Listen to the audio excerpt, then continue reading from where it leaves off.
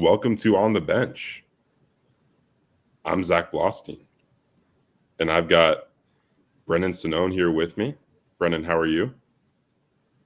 Doing well, thank you, Zachary. I thought of an answer to this earlier when you asked, or if you were going to ask me how I was, but I can't remember what it was. It was going to be witty, but instead it's just me kind of stutter off my You're way getting through. old. You're getting old. And we've got a special guest. Very special. Chrisney is driving back from a wedding, and we've got Mr. Dane Draper coming on to help us out today. Dane, Greeting. you're in a very dark room per usual. What I'm on my balcony. It's just like before the sun has come up. So are we doing cameras on for this? Yes. It's on YouTube. Oh, okay. No, I mean that's fine, but you're introducing me and stuff, and I look like I just was in a car crash and I'm miserable or something. But we're chilling. Vampire Dane in full effect. Yes. We usually get the ominous lighting and you're with the spear in the background. So this is a change of scenery. We got the boys here with me to mainly go over the open scrimmage, the only open practice for Florida State this spring. It's been well documented with, Brendan's emotional tirade of media access. But I thought you were more emotional on the podcast than I was about it, but what do I know? I was more emotional about how it affected my travel plans than the actual practice access, to be honest. But so it was more just how it impacted you as a person. And very selfish of me. Yeah. Okay. Good. Before we get into it, got to thank two of our sponsors. First off, the Turner Group.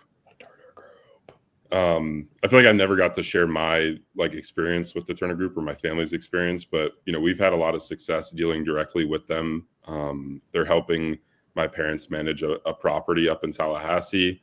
It's been booked for the last 3 months because or whatever the U.S. or the state of Florida Congress, right? It's one of those. House is in session. Zachary. House is in session. Yes, I know my politics. But yeah, it's been booked for the last 3 months because gas of that. prices. Am I right? And it's had plenty of success since they put it up on the on Airbnb and Vrbo. Thanks to the Turner Group's team. Shout out Griffin Broker. He's done an excellent job. What a name. And then perfect name. Chattanooga Whiskey. Yeah. It's been a popular gift in the Blostein household since they became a sponsor. It's an excellent bourbon choice, available almost anywhere in the Southeast. I'm not as avid of a bourbon drinker as Mr. Sonnone here, but I really enjoy the Pinot cast finish. It's really good. I think it's 95 proof, so it's not as sophisticated as their famous 111 proof, which I also really like. However, I love the flavor and it's a personal favorite of mine. So that would be a recommendation for those that are not as sophisticated of drinkers of bourbon. It's a nice entry into their line. But I feel like finishing something in a or in a wine cask is very sophisticated. You think so? They got something for everyone, which is. I just feel like it's not as true bourbon flavor. Quintessential hair on your chest, bourbon nerdy kind of. There's something for everyone. Exactly. There you go. Yeah. All right, so FSU's second spring scrimmage took place this past weekend. Like I said before, the only viewing opportunity of the spring for the media. So obviously we're going to develop all of our opinions on the team based on this one experience. Sure. And I guess, Brendan, for you, how excited were you to go from a Knoll outsider to a Knoll insider this past Saturday? I did think the Knoll outsider was one of the better strokes of genius that we've had in the last couple months. But no, it was great to be back and to be able to watch. And I don't think we've watched an actual FSU scrimmage since spring of 2021, when they had to be open for recruits to be able to go watch it. So it had been a minute since we actually got to watch a scrimmage. And one thing, real quick, I've actually enjoyed our pivot and how we've been covering the program. I know we've had some positive feedback too, but we've made it work for us. And I feel less salty now than I did, 2 weeks ago, 3 weeks ago. So just for what it's worth. Yeah. Actually being back there, no, it was cool. And the vantage point was very interesting. Dane and I were both horrified. Oh, that's a word. Yeah. Go on, they had us, and then the email said on a catwalk, and I was like, all right, maybe just like back of the end zone and like kind of in a certain like I was gonna say like a pushed back kind of away from everyone else type of deal, but it was that and then some. We had to actually walk up a construction catwalk, and then just we were like 2 stories above, like towards the like top of the indoor practice facility, which is pretty big. And we're just kind of dangling over a balcony, and it was fine. It was a little dicey getting up there. Once we were up there and settled in, it was fine. It was a really cool vantage point, like you could see everything. So yeah, it was cool to be back. It was a cool perspective, quite literally, and I think we got to learn a few things. And yeah, we will probably overreact to a lot of it because it was our sample size. And then I guess Dane, before we get into it, there were a ton of injuries. Especially on the offensive side of the football, like going into the scrimmage, I should say. How much do you think, like prefacing, what we're going to get into, like how much can we glean about what this team's going to be in 2025 from, what you saw on Saturday? I think you can tell very little about how good each specific unit is, like for the most part on both sides of the ball, just because the directly opposing unit on the other side is like very likely pretty banged up.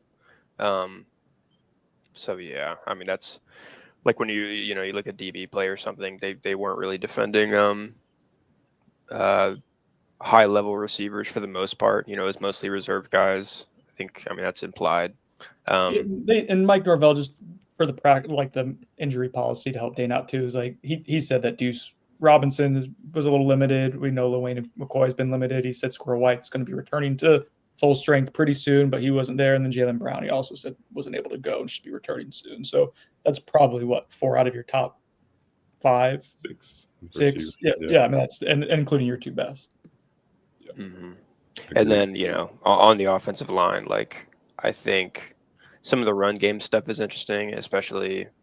They talk about like inside zone and stuff like that. I mean, they do a lot of different stuff, whatever. But the power run scheme, like you have half of your offensive linemen, say, or about half. A recruit said that the 2 tackles were missing. So again, there you go. Yeah, helping you out. Yeah. Wow. I appreciate that you're being thoughtful in what you're trying to say. I'm trying to be. Yeah, but we'll get into more of the run game stuff, and just how that looks under this, kind of makeshift offensive line. First, I want to start with quarterback play, and we'll play a little Buyer Sonnone, sponsored by the Turner Group. You didn't know what to do there, Brendan. You're not used to that. No, I thought I did well. Did Dane do it? He was a little delayed as well. Was I? Okay, whatever. Buyer Sonnone, Kevin Sperry. Bye. I think it's a semi-hard buy. All within context of true freshman. I don't expect him to be a dude this year, right? But like, I think that the relative to what I thought he was going to be as a recruit and watching him, and what we had heard about him, to what we've seen in person and what we've heard even just the last like week and a half, 2 weeks of practice. Like we heard the athleticism was good, and that showed up a little bit, actually quite a bit on film. And I think even like his track time as a sophomore was like just right at 12 seconds in the 100-meter, which is not bad for a sophomore, of course. So he's in the 11-second range now. But really so we knew that he had some like straightforward like running juice, but like the shiftiness that he had, I was kind of floored by. Like I was not expecting it to be to that extent. I thought he had more zip on the ball than I was expecting. We didn't get to see some of the deep shot accuracy that we had heard really good things about the prior scrimmage that like multiple people were just raving about.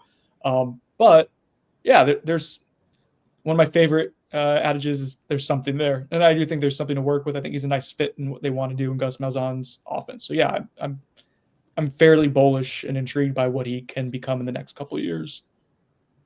Yeah, I thought, like, as a prospect, you're talking about that. I thought the main thing with him that, that came to mind with me is nothing physically really like stood out as like special about him. And that was kind of what, tempered my, or, dampened my Tempered. expectation. Tempered, there you go. Tempered my expectations for him.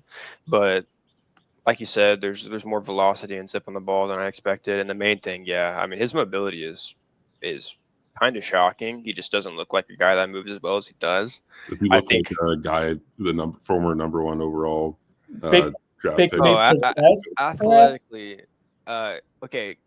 What was the exact conversation? And this shouldn't divulge into an argument, Brendan, because that'd be a waste of time. But I think Yeah, it's we funny. wouldn't. We'd hate to Somewhat. waste time on this podcast. Basically, we're talking about his athleticism and size combination. And man, I'm pretty sure this is an exact quote from Dane. Is he is more Yeah, athletic than pretty Baker? sure. Pretty sure this is very. I was speaking on specifically his mobility, and I Yeah. thought, yes, he's more more mobile, athletic than and, Baker Mayfield is what he said. and I'm very, very It confident. wouldn't be spring football without Dane comparing reserve players to. Which is also a joke when he says that to everyone on the board. To But be anyway. fair, Baker Mayfield did run a 4.8 40.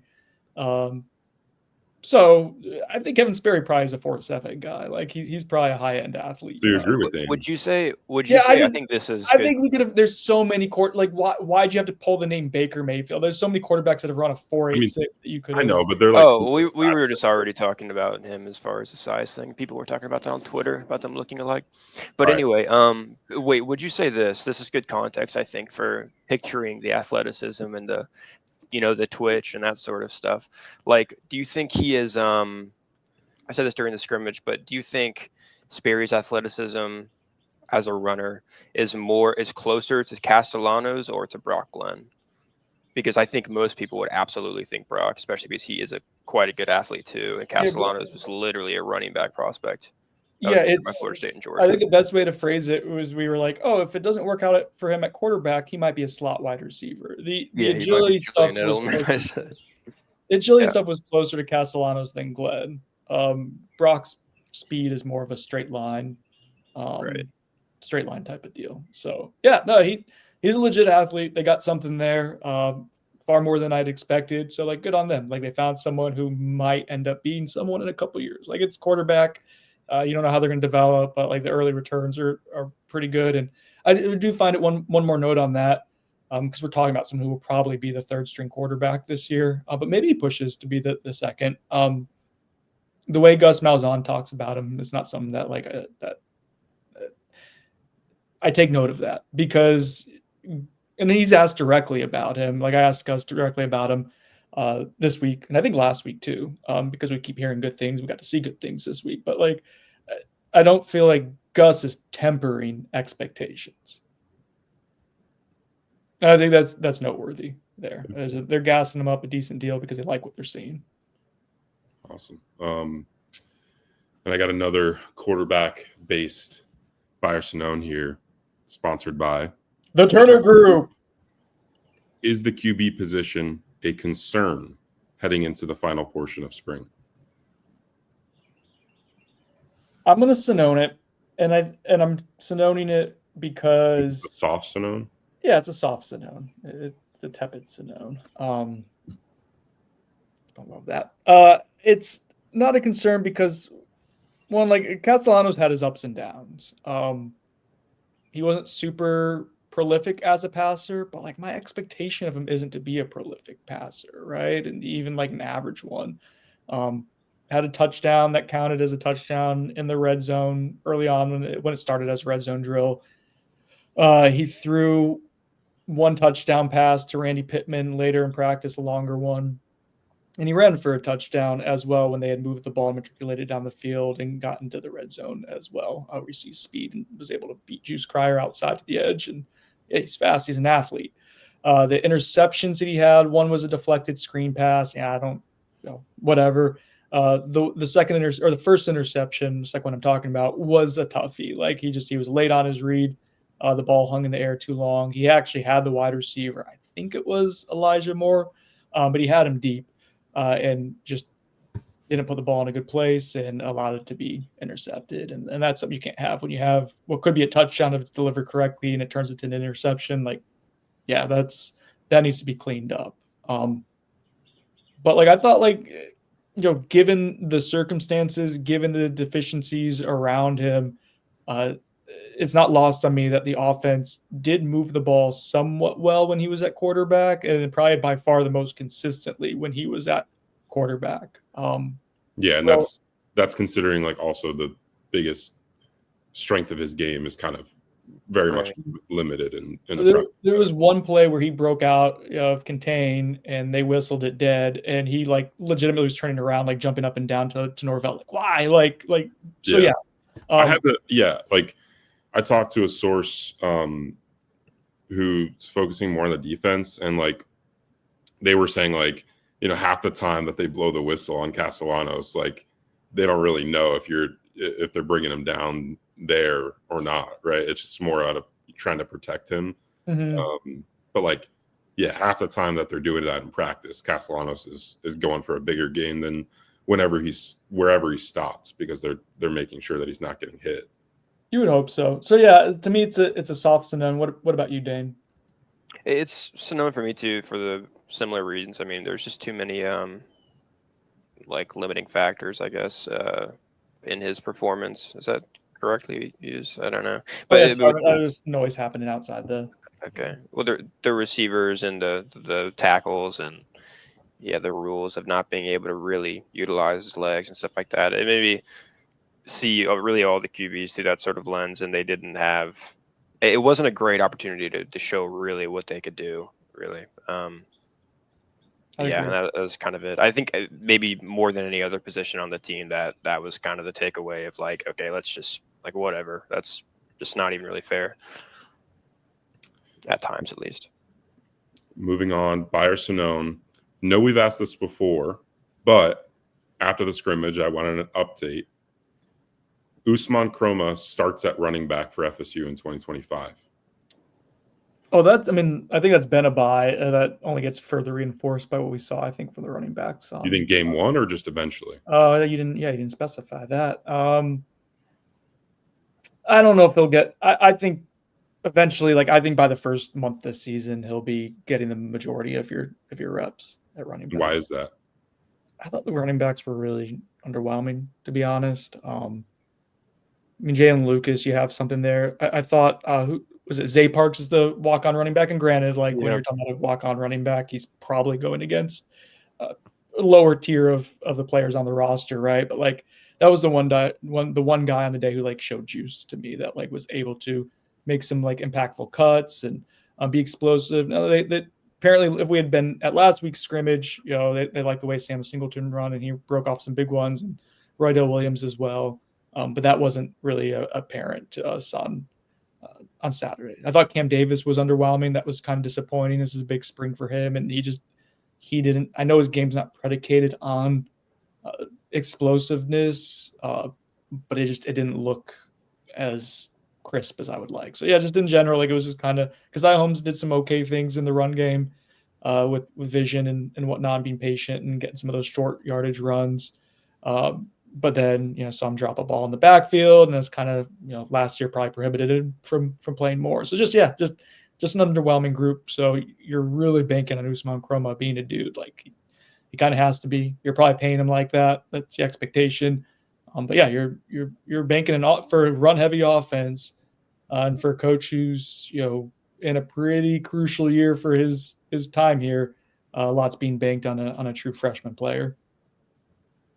Yeah, I think prior to the scrimmage, I felt like Usmani was probably gonna could likely take the reins in the first half of the season or so. I thought that was kind of how that would most likely play out. And after seeing the scrimmage, I thought it's kind of like a coin toss whether he started day one or not, or game one or not. I agree that the running back group is underwhelming. I didn't feel like extra yards, were being found. It wasn't the back finding room for himself. It was just taking whatever was kind of given to him by the offensive line or whatever blocking group. And it was kind of stuff that you would assume anyone at FSU could accomplish, I guess. And his Monte Chroma is a guy you bring in to not at all be that. You think he's one of the top running back talents in the country in his class, and a guy with just a ton of potential, but also a guy who's already kind of a beast like that. So I think it makes his addition that much more like notable and valuable. And I think utilizing that, really harnessing what you have in him, is hopefully something you can do, and hopefully something they're excited to do. You know what was really jarring to me? This wasn't even a run game element, but kind of an extension of it. Like when they were able to get Randy Pittman the ball short, and we like Randy Pittman. He's an H-back tight end, solid player the last couple of years at the P4 level at UCF. He's a above average to projects as a good power 4 tight end. And when they got him the ball a few times with like the ability to get a little bit of a head of steam, like his acceleration and the way he moved just like looked totally different than everything else with some of the short yarded or short handoff type of stuff that they were implementing. And like with his body type, it's probably closer to a lot of the running backs than to say the tight ends. It just looked different, and I don't know if that's a good thing or not. And that's not a knock on Randy Pittman. Like I think we know what he is, and again, like him, but he shouldn't stand out that much more athletically than other guys that are built similarly. And I thought that was noteworthy. By Sonnone, the tight end room is the best position group on the team right now. I'll go ahead, Dane. You go first. Definitely Sonnone. I think that room is really dynamic. Like I think it can accomplish a lot of different things. There's just very different skill sets within that room, and you have a number of guys for a position group that you might typically be really confident in one guy, and everyone else is kind of building up. It's like one of those, I guess. That's pretty typical. I feel like you have plenty of guys in that room, like Randy Pittman, an H-back role they're confident in. Landon Thomas can kind of do both as like an inline or H-back guy, and he's plenty talented. Marquise and Douglas is especially an inline guy, but the bigger body type in that room, and then like a freshman like Chase Lofton is really kind of like a stretch, like big slot, something like that is really an especially high ceiling type of guy, but also certainly can be an H and that sort of thing. So a lot of different skill sets, very dynamic room, but I don't think you have, if you look at defense or something, we kind of pick on the secondary for not being proven, but the amount of talent within that room, granted it's much, there's a lot of higher volume of players in that room than tight end, but like there's much more talent, I would say, there in the secondary than there is a tight end. There's probably some other positions too that I'm kind of blanking on. But no, I think the better rooms, but I think we're kind of used to having pretty poor tight end rooms, and this might not be that. It's my thoughts. Thank you, Dane. The podcast, so it's all your thoughts, technically. Yeah. All right. Also noted as well, probably the best on offense, but the caveat is, Deuce Robinson, we've reported, got hurt last scrimmage, and like Norvell talked about, Squirrel White kind of working his way back, and he's been able to do some things, but not everything. And those are your two like big time acquisitions this offseason. And Deuce has been awesome apparently in camp. And we know what Squirrel White, when healthy, what he can be. And so it's just like, I don't know how to, it's tough to judge that. I think if we're going to talk about the best position group, all right, the one I feel the most confident in right now is linebacker.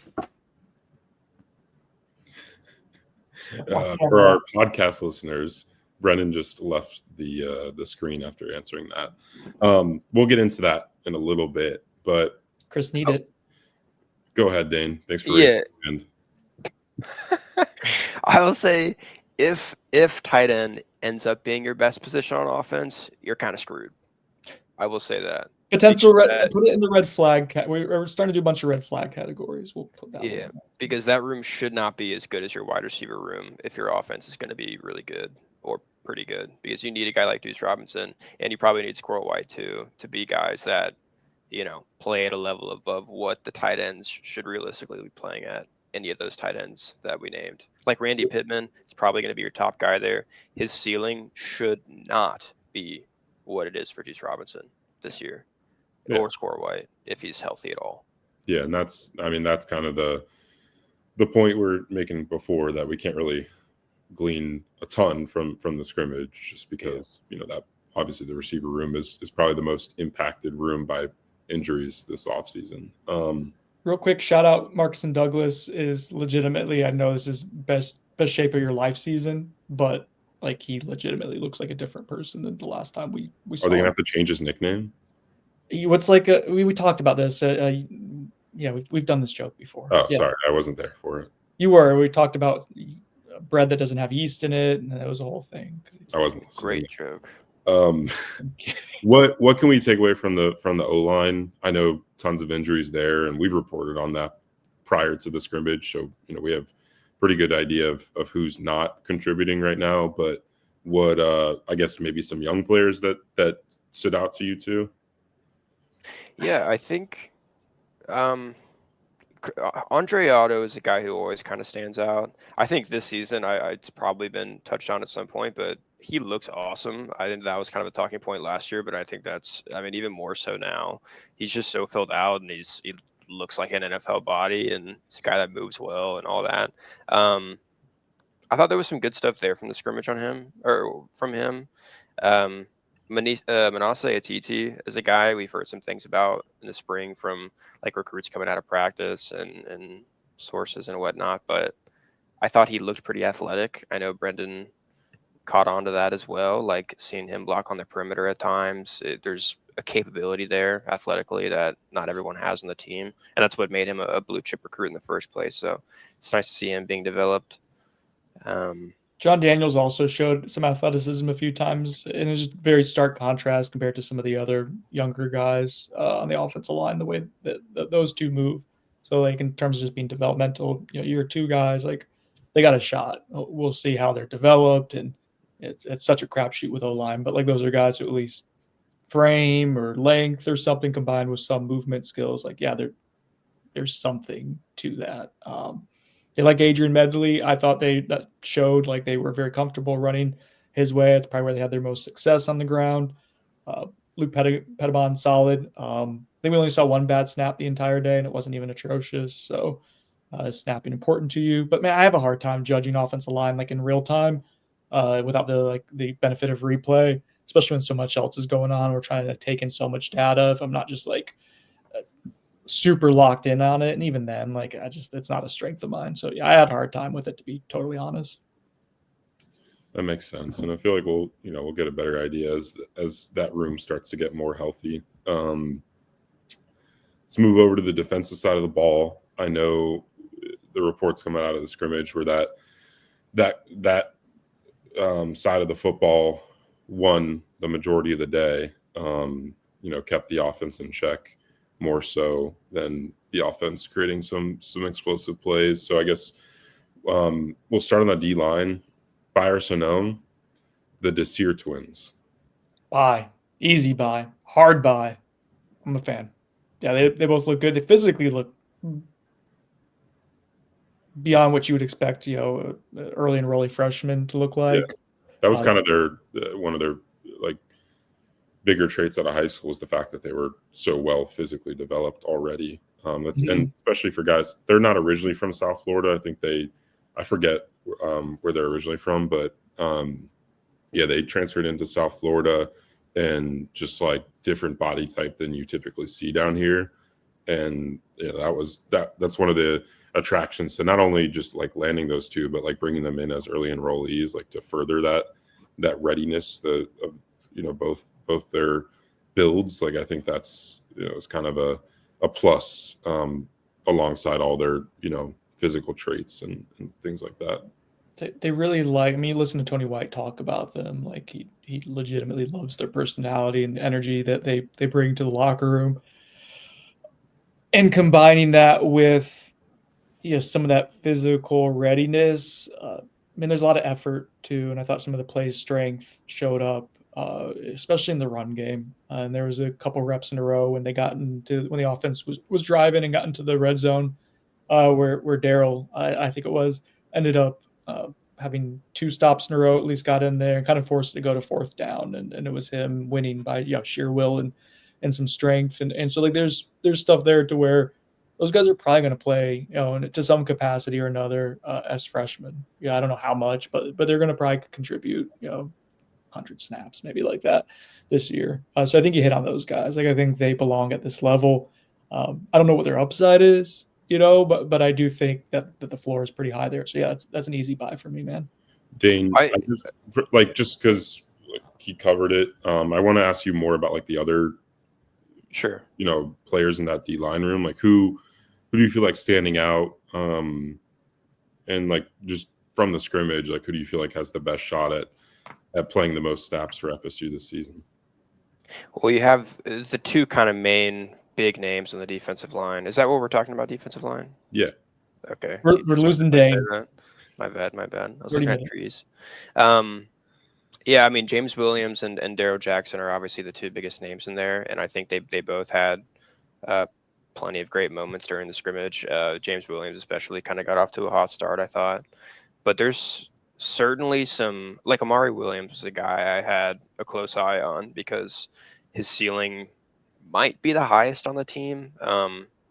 Maybe. It's so early to tell for him, but I feel like that's not a crazy thing to say. And also his fit at that jack, hybrid defensive end linebacker position is kind of a perfect fit for him and something he fits. He's kind of more of a prototype for than literally anyone else on the roster. So the bulk that he's added while also still being really lean and athletic, I thought that was really encouraging. He looks more like a guy that can contribute in a big way this season than he did before. And I feel like that's probably the most important development on the defensive line, outside of also James Williams, putting on added mass and being more of a versatile, like every down piece that they can use. Other than him, it was good to see KJ Sampson. that James Williams got like a sack with power, and that was yes. That was interesting. That's kind of validating to what we've heard about his weight gain and the functional strength that he's added. It's definitely promising. KJ Sampson is a guy who flashed at times. That was nice. Deontay McCray is huge, by the way. Pick 6. Oh yeah, KJ Sampson. Thanks to Amari Williams tipping that up. Dude, Elijah Herring. That was more impressive, wasn't it? Yes, the Simba, laid it up for him. Yeah, that video's on the FSU football Twitter. So you can check out. There's a lot of confidence kind of flowing through that defense, which is really nice to see, especially for a new scheme and all the new installment that we're seeing. I think I mentioned Deontay McCray. I mean, he looks like a defensive tackle, but he has the athleticism to play outside. That's kind of exactly the versatile piece, I guess you want on the defensive line, a guy who can slide along pretty much any alignment on your front, and that's exactly what Tony White wants. Yeah, we're seeing them recruit more of those types of players than we have before, where they were trying to pigeonhole them in one specific spot. Definitely a lot of versatility being prioritized. Yeah, and the Desir twins also fit that as well. That was the one thing I would add to what Brendan was talking about and you were talking about with them is, how well they kind of fit this scheme and how malleable they are. And if we're talking about them finding snaps, this season, I feel like that adds their value a ton so that they can be depth at a number of spots on the defensive line. That was one thing that was cool. They touched on this in the press conference afterwards. Tony White talked about it, like the rotations that they do up front and really all throughout the entire defense. I think Dane wrote about that as well. Like it's pretty cool to see. And like they're still in the experimental phase of figuring it out. But like there's Tony White's been referred to as a mad scientist before, and I think like he kind of gives his assistant coaches some autonomy. I wrote anatomy in my piece yesterday and was corrected by it. Thank you. He gives them autonomy to go ahead and be really heavy with the rotations as well and to find guys at different sub packages. And so that was cool. And that fits in well with that like malleability that Dan was talking about as well. So that was cool to kind of see it. We expected it to see it actually in person. Like that was exciting. That was fun. I feel like I already know Brendan's answer to this, but want you to expound on it a little bit. Both you guys. Buy or Sonnone, sponsored by The Turner Group. the linebacker room. It's an easy, comfortable buy for me. And I can expound on it if you would like. Please expound. Yeah. Go, no, you know what? Dane, you go. Well, I was. Oh, okay. Yeah. Okay, so I would say buy. Personally, just me. I would say buy. I mean, the depth in the room is pretty rare, I think, nowadays, and in the current era of college football, I feel like you're too deep with plenty serviceable guys back there. There's a lot of experience, but there's also enough talent that you're comfortable with. Something I was impressed by, that's something I feel like a lot of people know. So I'll say something that jumped out to me and kind of surprised me is sort of, we're talking about the jack position and not having a ton of guys that fit there in a prototypical way. Omar Graham stuck out to me as a guy who he's been talked about in that role. The linebackers were all moved around, and whatever you want from that jack position might change based on down and distance situation, whatnot. But Omar Graham off the edge as a pass rusher, because that's what that role does. I'm really scared that I'm going to say something I'm not allowed to say, but that is something that position does. And he had more juice than I thought. That's something that he did almost exclusively in high school. And it was nice to see him as a kind of a matured, filled out player with, a decent frame on him and some actual, forward explosiveness, kind of utilize that and show off his versatility a bit. I think this is a defense that might maximize kind of all that he has to offer more than what we've seen before. And that's encouraging to me, especially because he's already kind of an ascending, kind of reaching final form linebacker on this roster heading into the year. I thought he was really good as just a traditional linebacker as well. Like in terms of just making flash plays, like out on the perimeter. He's someone who was ascending last year. Like I know some people don't struggle to push past the Georgia Tech game, which he played hurt. But no, he was legitimately solid and good at times late last season.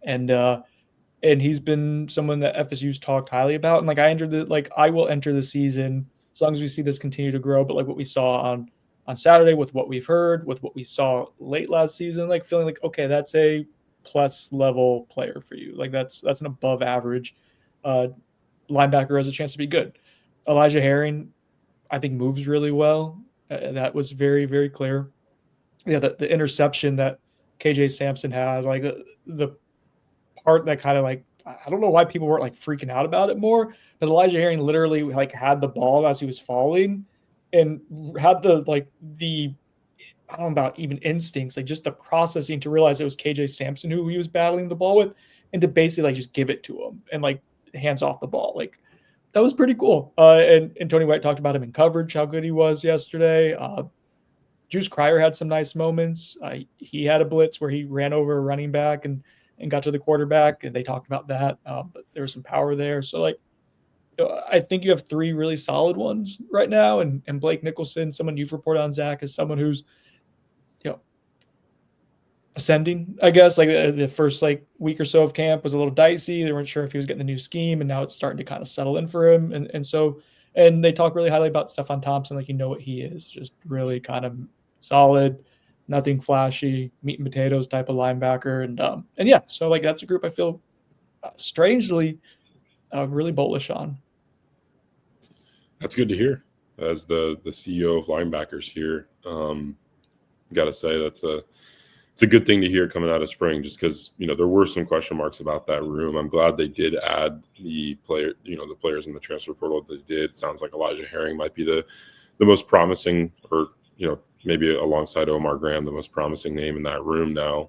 So I'm glad that they made that addition. And then I think he's an NFL linebacker athletically, probably a late round, maybe undrafted free agent type, but that's a guy who's going to have a shot if he puts in an above average season at the P4 level here. He struggled some at Tennessee in his year there. He's now 2 years older as a starter.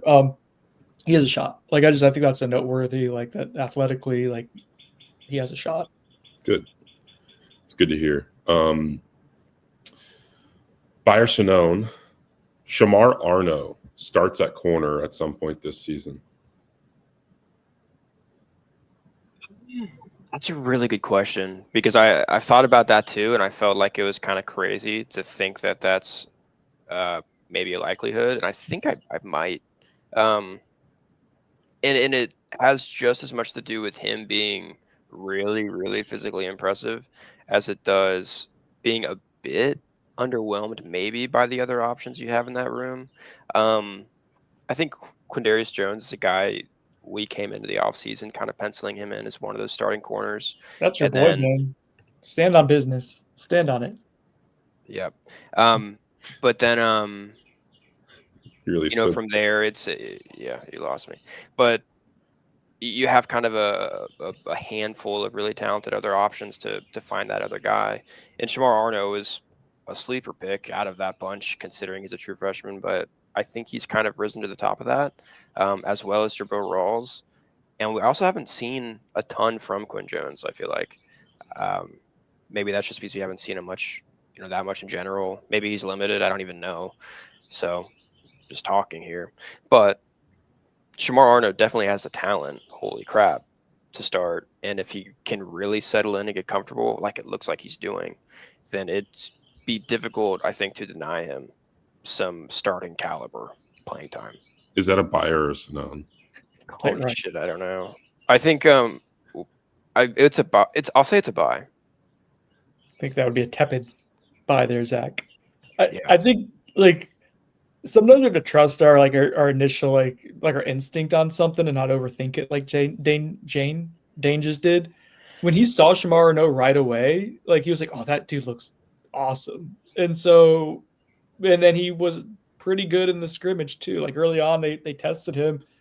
Tony White talked about this, and they showed one of the clips, or no, one of the clips made it onto Twitter with him like battling a ball away from Jordan Scott. Like, yeah, there's a competitive level there that stands out. There was a perimeter play where I thought he did a really nice job of like keeping the outside shoulder free and was physical and stacking the block. I'm like, yeah, all right, like that's as a true freshman, it's a buy for me. Like I think by the end of the season, he's someone who's going to play, whether it's by injury, whether it's by him just exceeding and jumping over someone. Like, I think he has a lot of the tools. And in this scheme, I think it's important. This isn't like the super complex pattern matching stuff that Adam Fuller did. This is a lot more just straight like zone coverage, and there'll be, I'm sure, mixtures of everything, but it's not quite as complicated. And again, Tony White talked about that too. It's like cornerback might be one of the easier positions to play from a scheme standpoint. Now the mental toughness that's needed for and some of the processing, yeah, totally different. One of the harder positions to play in football and probably all of sports. But in terms of just being able to like learn the playbook, and then he has the physical tools, and then we see him as being pretty competitive. Yeah, bye. Like that's someone I'm excited to see, Zach. And then I guess just generally more so because we focus on the corner room there. What's the feeling about how that the safety room is playing out? I know Dane's written a lot about this this offseason with the change to Tony White's defense and how they're now going to deploy 3 safeties, obviously different roles. Who's standing out there, and do you feel good about that room? Go ahead, Dane. Oh, me. No, go ahead. Let Dane do it because he's written a lot about it and he paid close attention to that on Saturday. Yeah. The main thing that stands out to me with the safety room is it kind of seeing the scheme in action. It's just so clear, and I read about this. It's on the website now. What was I going to say? Oh yeah, just like how versatile everyone in that safety, the 3 safety group like has to be. They're all asked to do so many different things, and not in a way that sounds like it's overcomplicating things to them. It's not necessarily complex, processing things that they have to figure out like during the play or something. It's just that the athletic profile that is kind of required of that spot is pretty advanced. And I think that's really cool, honestly, because it just kind of expands what you can do as long as you have the personnel in place to do that, which you should at FSU. And I think for the most part, this room does.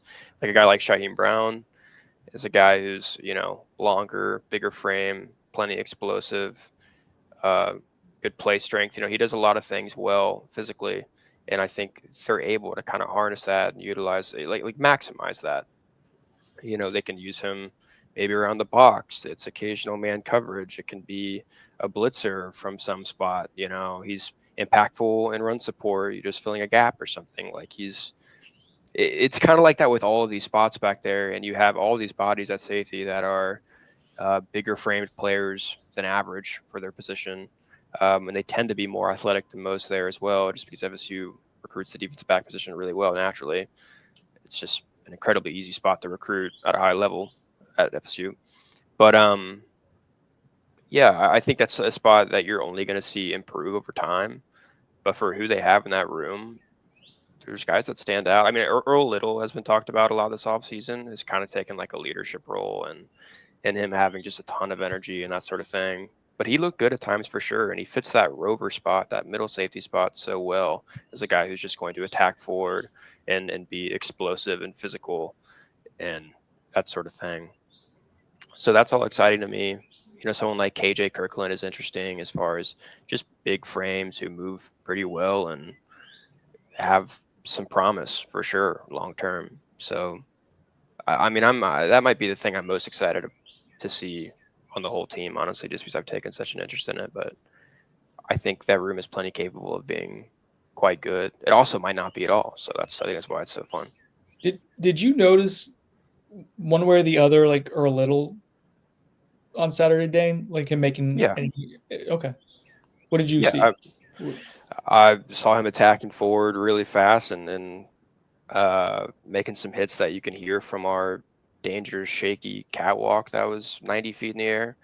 Gosh, not to totally go off track here, but okay, never mind. I'm not even talking about it. Well, yeah, we didn't sign shit.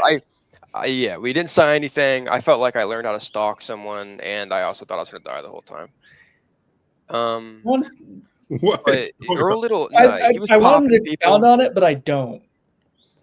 Yeah, just leave it. Okay, we'll just leave it. People get it. Yeah, Earl Little stood out to me. He was very energetic. He was fast, and he was hitting people hard, and that's kind of what you hear. He also, I mean, for how much those three safety positions, which I've talked about as being pretty distinct in the past, I don't think with kind of the evolution of Tony White's defense, I don't think he wants them to be super distinct. I think he wants three guys who are incredibly versatile, who can do literally anything, and you can just mix and match, and it can be somewhat positionless back there. I think that's actually the ideal, and that they have more of that here than he has anywhere else he's been. So that's another interesting aspect of this. Can I pose something to you guys real quick? Pose it. We're getting close to having to leave time. Yeah. So let's say FSU enters the spring transfer window coming up in like a week here, needing with the availability to add a defensive back. Okay, you have the funds, you're going to find the space to add a defensive back. Would you prefer to add a 70 PFF corner or a 75 PFF safety? I think 70 PFF corner, because typically your corners are more, players that can be considered corner are more versatile to potentially help you at some of the safety spots. And I just think a 70 PFF corner is more valuable than a 75 PFF safety. Yeah, I mean, if we're just simply saying the safety is a little bit better of a player, what about an 80 PFF safety, like a true impact player at safety, like an NFL? Yeah, that guy would be like 3 times more valuable to me in the corner. I think, yeah, you're not incredibly deep at safety, and yes, Zach is absolutely right that corners are more likely to be able to move to safety than a safety moving to corner. But you also just need depth in the secondary in general, and a majority of those positions back there are safety. Yeah, sorry, go ahead, Zach. I feel like you're lacking like a true guy, like, because it doesn't sound like Quindarius Jones is like taking the reins of like a cornerback one spot. Jabril Rawls is ascending, but like, do we feel confident in saying that he's like a no doubt like dude at that spot? I mean, I said that last year when he's never even played before, so I'm pretty confident in it. He's standing on But- that business, but he's Yeah. selling But other he's teams. backtracked off Quindarius Jones a little bit. So this is going to create, I I think guess. it's easier to, all right, after seeing it for myself, and I think it's easier to kind of hide the cornerbacks if you have just like a replacement, like a solid one who's not going to do anything crazy.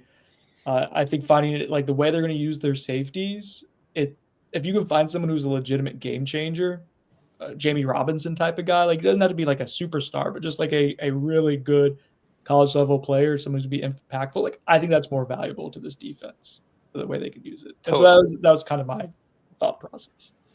I totally agree. I think that would change the outlook entirely if you could add one safety you're really confident in. Yeah, that's another thing that's important to note is just like the value of cornerback in this defense is obviously not the same as it was in Adam Fuller's defense because of how much they were tasked with man coverage. Yeah. And just, having to fend on their own. I know they played a lot of too high and had help, but more likely to get exposed in that defense, I think, if you're not fielding really talented corners. Yeah, I mean, your boundary corner was left on an island half the time and stuff like that. 3 so minutes. Dane, 3 minutes for Dane. yeah, I said so. Dane can get to class on time. Okay. I feel like we've done a good job of kind of going through the entire scrimmage, and that the two of these guys have written a lot on the website just about their expounded thoughts, takeaways of changes. And Dane did that, and Brendan wrote about kind of the new coaches. I think those are both really worth a read. So I would take a look at those on those247.com. But while we have Dane here, obviously we're not going to get super deep into recruiting talk because this was a scrimmage focused podcast. I want to ask you, Dane, because I know you and I have a lot of nuanced conversation off the podcast just about recruiting and how things are going. But I wanted you to be able to share your opinion on here. I guess what's your current take on how things are shaping up for Florida State this cycle? It's a broad question, There's so many aspects to recruiting, and I feel like FSU doesn't do a great job of certain things, and they do totally fine job at others, and certain things it's hard to even know. So they're coming for the stalker, the catwalk stalker. I think it's I think it's important to kind of look at things from both afar, as far as how things are organizationally run, like from the head coach standpoint and the general manager standpoint, that sort of thing.